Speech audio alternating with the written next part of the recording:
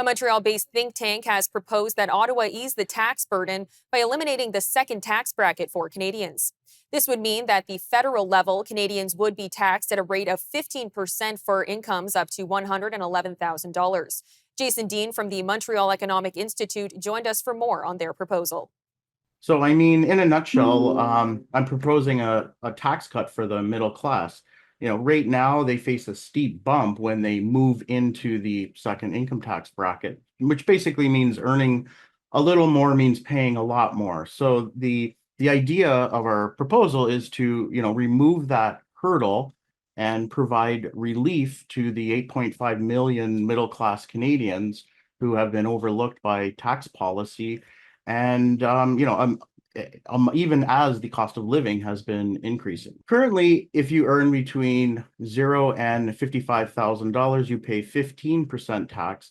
But then if you earn anything more than 55,000 up to 110,000, your tax rate jumps up to 20.5%. So we're proposing to collapse the rate so that there's just one unified 15% rate up to 111,000. Our proposal will lead to roughly $1,100 per year in savings for those in that second income tax bracket. And that's very meaningful relief.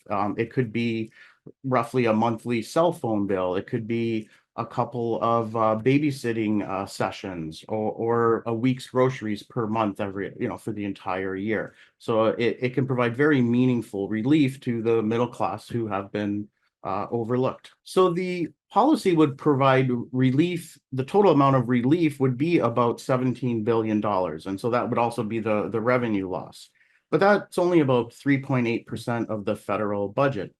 And if you put things in perspective, the government currently is spending $50 billion on subsidies to electric vehicle manufacturers who are struggling. And they're also spending almost $4 billion just on the design plans for a high-speed rail. I think the key idea here, we need to think about priorities here.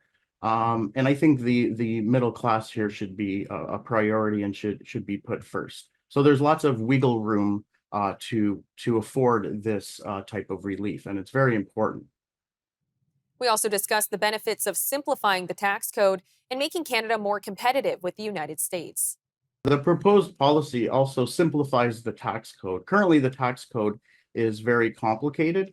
There's tax credits on top of tax credits, and it makes things very confusing. So this is one little step towards simplifying our tax code. If we want a tax code that leads to more economic growth, especially in the current context we're in, we want a tax code that rewards extra work, rewards productivity, and not punishing it with a steep marginal jump in tax rates.